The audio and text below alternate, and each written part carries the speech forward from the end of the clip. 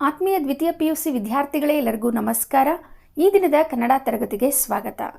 ಪ್ರೀತಿಯ ವಿದ್ಯಾರ್ಥಿಗಳೇ, ಈ ದಿನದ ತರಗತಿಯಲ್ಲಿ ನಾನು ದ್ವಿತೀಯ PUC ಕನ್ನಡ ಪಠ್ಯಪುಸ್ತಕದ ಪದ್ಯ ಭಾಗದಲ್ಲಿ ಇರತಕ್ಕಂತಹ ವಚನಗಳು ಎನ್ನುವ ಪದ್ಯವನ್ನು ಮಾಡ್ತಾ ಇದ್ದೇನೆ. ಈ ವಚನಗಳು ಅಂತಕ್ಕಂತಹ ಪದ್ಯದಲ್ಲಿ ಇಬ್ಬರು ಮಹಾನ್ ವಚನಕಾರರ ಪದ್ಯಗಳನ್ನು ನಾವು ನೋಡಬಹುದಾಗಿದೆ. ಬಸವಣ್ಣನವರು ಹಾಗೂ ಉರಿಲಿಂಗ ಪೆದ್ದಿ ಇವರು ರಚನೆ ಮಾಡಿರ್ತಕ್ಕಂತಹ ವಚನಗಳನ್ನು ನಮಗೆ ಇಲ್ಲಿ ಇಟ್ಟಿದ್ದಾರೆ. ಪದ್ಯವನ್ನು ಪ್ರಾರಂಭ ಮಾಡೋಣ. ಅದಕ್ಕಿಂತ ಮುಂಚೆ ವಚನ ಸಾಹಿತ್ಯದ ಬಗ್ಗೆ ತಿಳಿದುಕೊಳ್ಳೋಣ. ಕನ್ನಡ ಸಾಹಿತ್ಯದ ವಿಶಿಷ್ಟ ಸಾಹಿತ್ಯ ಪ್ರಕಾರಗಳಲ್ಲಿ ಒಂದು ಅಂತ ಹೇಳಿದ್ರೆ ಅದು ವಚನ ಸಾಹಿತ್ಯ ಅಂತೇಳಿ ಹೇಳ್ಬೋದು.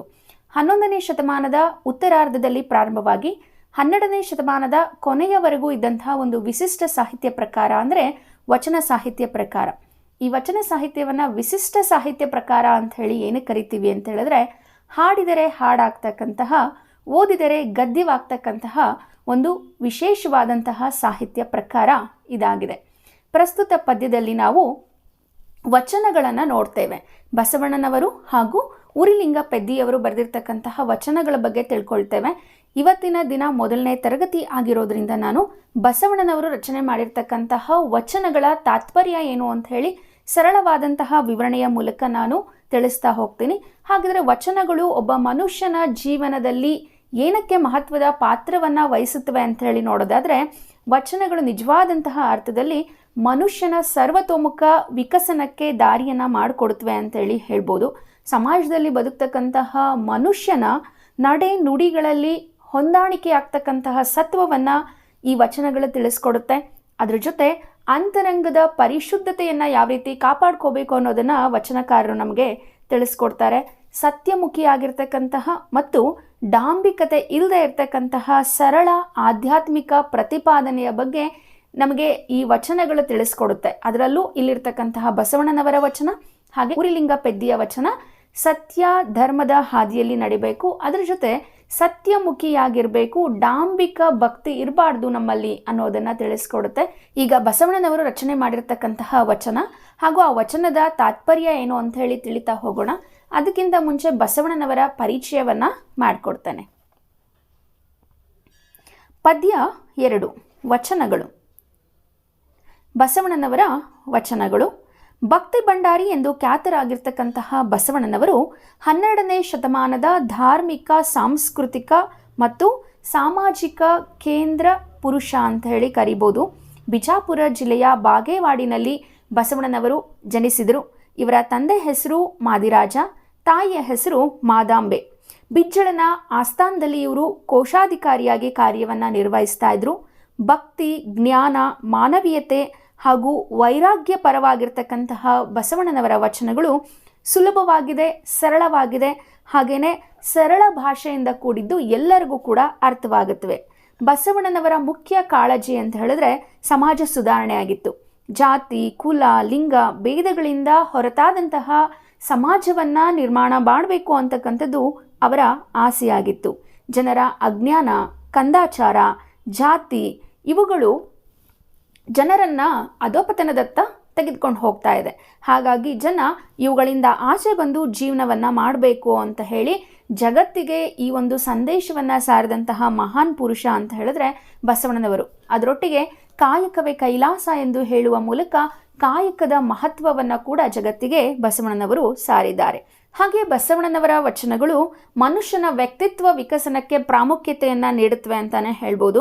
ಮನುಷ್ಯರ ನಡುವೆ ಹೊಮ್ಮಬೇಕಾಗಿರ್ತಕ್ಕಂತಹ ಮಾನವೀಯತೆ, ಹೃದಯ ವೈಶಾಲ್ಯತೆ ಇಲ್ಲ ಅಂತ ಹೇಳಿದಾಗ ನಮ್ಮ ದೇವರ ಮೇಲಿನ ಭಕ್ತಿಗೆ ಅರ್ಥ ಇರೋದಿಲ್ಲ ಅಂತೇಳಿ ಹೇಳಿದ್ದಾರೆ. ಹಾಗೆ ಭಕ್ತನು ಶಿವಲಿಂಗದೊಂದಿಗೆ ಸಾಮರಸ್ಯವನ್ನು ಹೊಂದಿರಬೇಕು ಅನ್ನೋದನ್ನು ಹೇಳ್ತಾ ಇದ್ದಾರೆ.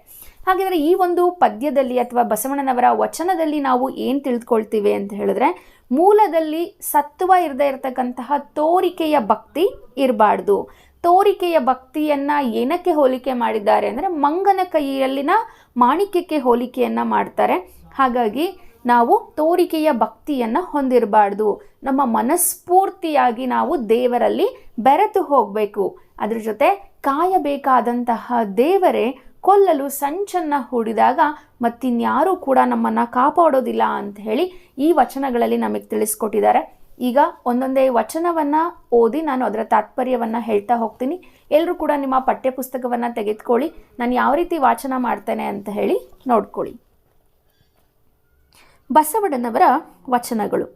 ಮನ ಮನ ಬೆರೆಸಿದಲ್ಲಿ ತನು ಕರಗದಿದ್ದಡೆ, ಸೋಂಕಿನಲ್ಲಿ ಪುಳಕಂಗಳು ಹೊರಹೊಮ್ಮದಿದ್ದಡೆ, ಕಂಡಾಗಳ್ ಆಶ್ರು ಜಲಂಗಳು ಸುರಿಯದಿದ್ದಡೆ, ನುಡಿವಲ್ಲಿ ಗದ್ಗದಂಗಳು ಪೊಣ್ಮದಿದ್ದಡೆ, ಕೂಡಲ ಸಂಗಮ ದೇವರ ಭಕ್ತಿಗಿದು ಚಿನ್ನ, ಎನ್ನಲ್ಲಿ ಇವಿಲ್ಲಾಗಿ ಆನುಡಂಬಕ ಕಾಣಿರೆ. ನಂತರದ ವಚನ.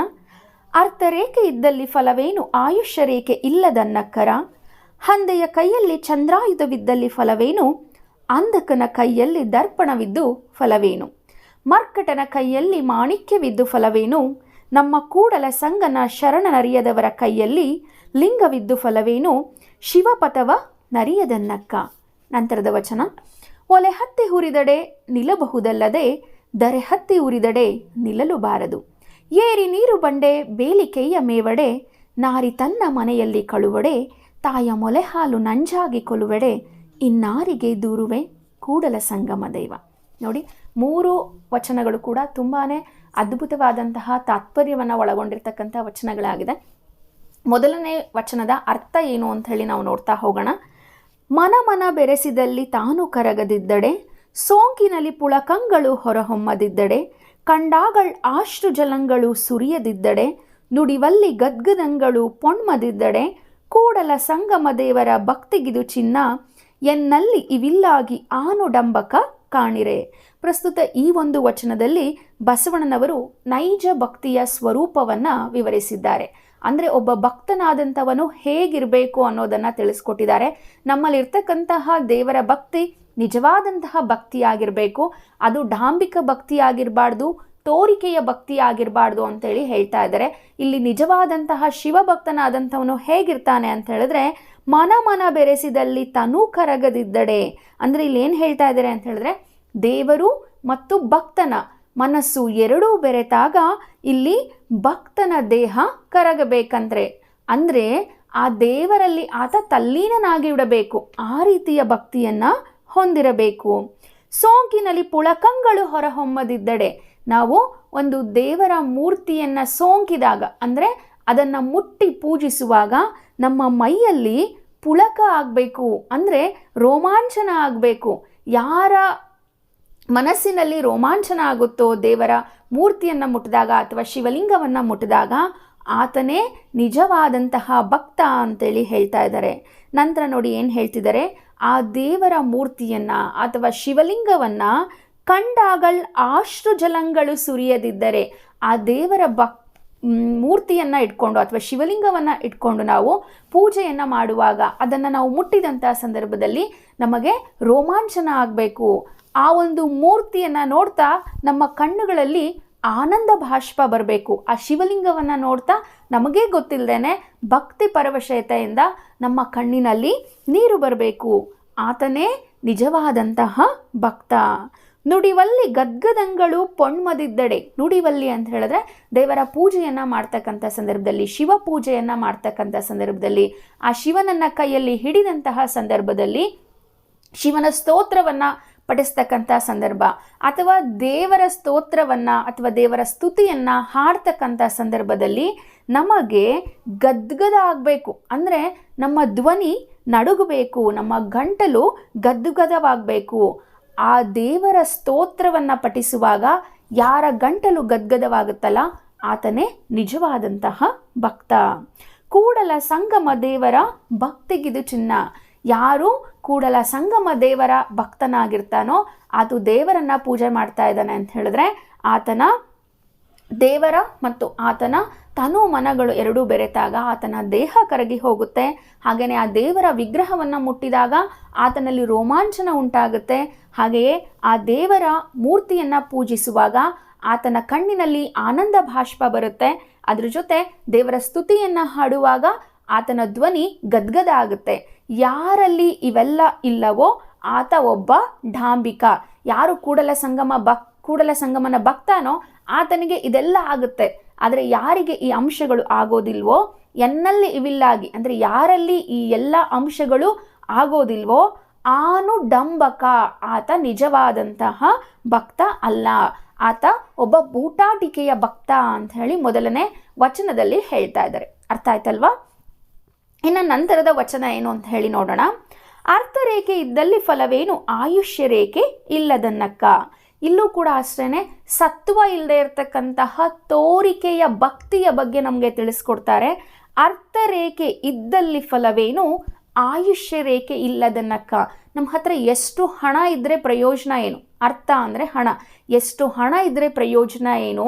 ನಮ್ಮಲ್ಲಿ ಆಯುಷ್ಯ ರೇಖೆಯೇ ಇಲ್ಲ ಅಂತ ಹೇಳಿದ್ರೆ ನಾವಿರ್ತಕ್ಕಂತಹ ಸಂಪತ್ತನ್ನಾದರೂ ಅನುಭವಿಸೋದಕ್ಕೆ ಸಾಧ್ಯ ಆಗುತ್ತಾ? ಇಲ್ಲ ಅಲ್ವಾ? ಬರೀ ಹಣ ಇದ್ದರೆ ಸಾಲದು, ಅದ್ರ ಜೊತೆ ಅದನ್ನು ಅನುಭವಿಸೋದಕ್ಕೆ ಒಳ್ಳೆ ಆರೋಗ್ಯ, ಅದ್ರ ಜೊತೆ ಆಯಸ್ಸು ಕೂಡ ಇರಬೇಕಾಗುತ್ತೆ. ಹಂದೆಯ ಕೈಯಲ್ಲಿ ಚಂದ್ರಾಯುಧವಿದ್ದಲ್ಲಿ ಫಲವೇನು? ಹಂದೆ ಅಂತ ಹೇಳಿದ್ರೆ ಹೇಡಿ. ಹೇಡಿಯ ಕೈನಲ್ಲಿ ಚಂದ್ರಾಯುಧ ಇದ್ರೂ ಕೂಡ ಏನು ಪ್ರಯೋಜನ? ಚಂದ್ರಾಯುಧ ಅಂತ ಹೇಳಿದ್ರೆ ಅರ್ಧ ಚಂದ್ರಾಕಾರದ ಒಂದು ಕೊಡಲಿಯ ರೂಪದಲ್ಲಿ ಇರ್ತಕ್ಕಂಥ ಒಂದು ಆಯುಧ.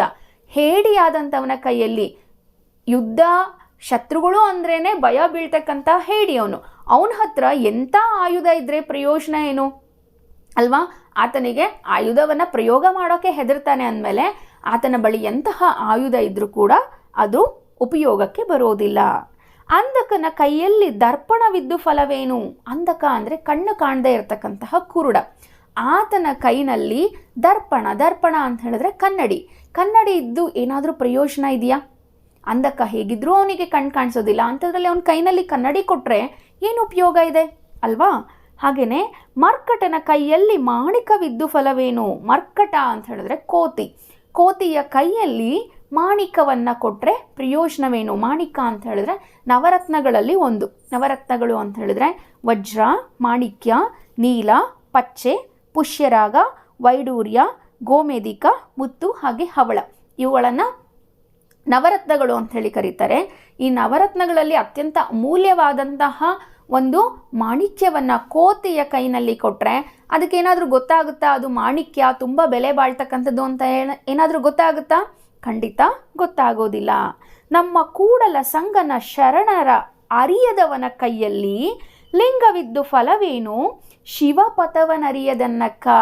ಯಾರಿಗೆ ಕೂಡಲ ಸಂಗಮನ ಬಗ್ಗೆ ಅರಿವಿಲ್ಲವೋ, ಯಾರಿಗೆ ಕೂಡಲ ಸಂಗಮನ ಮೇಲೆ ನಿಜವಾದಂತಹ ಭಕ್ತಿ ಇಲ್ಲವೋ ಆತನ ಕೈಯಲ್ಲಿ ಲಿಂಗವಿದ್ದು ಕೂಡ ಏನು ಪ್ರಯೋಜನ ಅಂತ ಹೇಳಿ ಇಲ್ಲಿ ಬಸವಣ್ಣನವರು ಹೇಳ್ತಾ ಇದ್ದಾರೆ. ಇಲ್ಲಿ ಶಿವಪಥವನ್ನು ಅರಿಯದವನು ಏನು ಮಾಡಿದರೂ ಕೂಡ ವ್ಯರ್ಥ ಅಂತಕ್ಕಂಥದ್ದು ಈ ಒಂದು ವಚನದ ತಾತ್ಪರ್ಯ. ಅಂದರೆ ನಮ್ಮ ಹತ್ರ ಎಷ್ಟಾದರೂ ಹಣ ಇರ್ಬೋದು, ಆದರೆ ಆಯುಷ್ಯ ಇಲ್ಲ ಅಂದರೆ ಏನೂ ಪ್ರಯೋಜನ ಇಲ್ಲ. ಅದೇ ಥರ ಹೇಡಿಯ ಕೈಯಲ್ಲಿ ಆಯುಧ ಇದ್ದರೂ ಕೂಡ ಏನೂ ಪ್ರಯೋಜನ ಇಲ್ಲ. ಅಂಧಕನ ಕೈಯಲ್ಲಿ, ಕುರುಡನ ಕೈಯಲ್ಲಿ ಕನ್ನಡಿ ಇದ್ರೂ ಕೂಡ ಏನು ಪ್ರಯೋಜನವಿಲ್ಲ. ಮಂಗನ ಕೈಯಲ್ಲಿ ಮಾಣಿಕ್ಯ ಇದ್ರೂ ಕೂಡ ಏನು ಪ್ರಯೋಜನ ಇಲ್ಲ. ಹಾಗೆ ಕೂಡಲ ಸಂಗಮ ದೇವರನನ್ನು ಯಾರು ತಿಳಿದಿರಲ್ವೋ ಅವನ ಕೈನಲ್ಲಿ ಶಿವಲಿಂಗ ಇದ್ರೂ ಕೂಡ ಏನೂ ಪ್ರಯೋಜನ ಇಲ್ಲ. ಯಾರು ಶಿವಪಥವನ್ನು ಅರಿದೇ ಇರ್ತಾನಲ್ವ ಅವನು ಏನು ಮಾಡಿದರೂ ಕೂಡ ವ್ಯರ್ಥ ಅಂತ ಹೇಳಿ 2ನೇ ವಚನದಲ್ಲಿ ಹೇಳ್ತಾ ಇದ್ದಾರೆ. ಇನ್ನು ಕೊನೆಯ ವಚನ ನೋಡಿ ಈ ರೀತಿಯಾಗಿದೆ. ಒಲೆ ಹತ್ತಿ ಉರಿದಡೆ ನಿಲ್ಲಬಹುದಲ್ಲದೆ ದರೆ ಹತ್ತಿ ಉರಿದಡೆ ನಿಲ್ಲಲು ಬಾರದು. ಏರಿ ನೀರು ಬಂಡೆ ಬೇಲಿಕೆಯ ಮೇವೊಡೆ ನಾರಿ ತನ್ನ ಮನೆಯಲ್ಲಿ ಕಳುವಡೆ ತಾಯ ಮೊಲೆವಾಲು ನಂಜಾಗಿ ಕೊಲುವಡೆ ಇನ್ನಾರಿಗೆ ದೂರುವೆ ಕೂಡಲ ಸಂಗಮ ದೇವ. ಇಲ್ಲಿ ಕಾಯಬೇಕಾದಂತಹ ದೇವರೇ ಕೊಲ್ಲುವ ನಿರ್ಧಾರವನ್ನು ಮಾಡಿದಾಗ ರಕ್ಷಿಸಲು ಯಾರಿಂದ ಸಾಧ್ಯ ಅನ್ನೋದನ್ನು ಈ ವಚನದಲ್ಲಿ ಒಂದು ಹಲವಾರು ಉದಾಹರಣೆಗಳ ಮೂಲಕ ಹೇಳ್ತಾ ಇದ್ದಾರೆ. ರಕ್ಷಕನೇ ಭಕ್ಷಕನಾದರೆ ಹೇಗೆ ಅಂತಕ್ಕಂಥದ್ದನ್ನು ನಾವು ಇಲ್ಲಿ ಹೇಳ್ಬೋದು. ಅದಕ್ಕೆ ಒಂದಷ್ಟು ಉದಾಹರಣೆಗಳನ್ನು ಕೊಟ್ಟಿದ್ದಾರೆ. ಒಲೆ ಹತ್ತಿ ಉರಿದಡೆ ನಿಲ್ಲಲು ಬಹುದಲ್ಲದೆ ದರೆ ಹತ್ತಿ ಉರಿದಡೆ ನಿಲ್ಲಲು ಬಾರದು.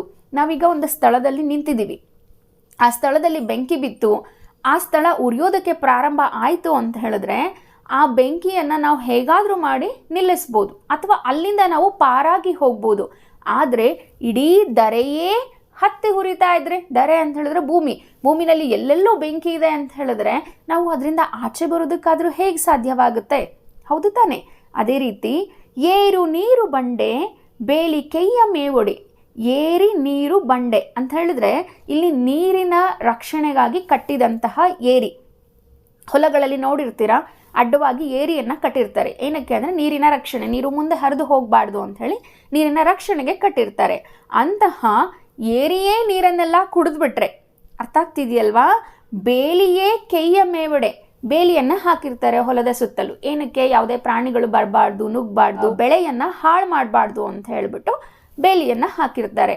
ಅಂತಹ ಬೇಲಿಯೇ ಹೊಲವನ್ನು ಕಾಯೋಕ್ಕಿರೋದು ಬೇಲಿ.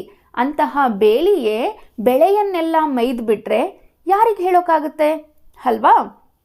ನಾರಿ ತನ್ನ ಮನೆಯಲ್ಲಿ ಕಳುವಡೆ, ನಾರಿ ಅಂತ ಹೇಳಿದ್ರೆ ಹೆಂಗಸು ತನ್ನ ಸಂಸಾರದಲ್ಲೇ ತನ್ನ ಮನೆಯಲ್ಲೇ ಕಳ್ಳತನವನ್ನು ಮಾಡಿದರೆ ಇನ್ನು ಯಾರಿಗೆ ಹೇಳೋದಕ್ಕಾಗತ್ತೆ?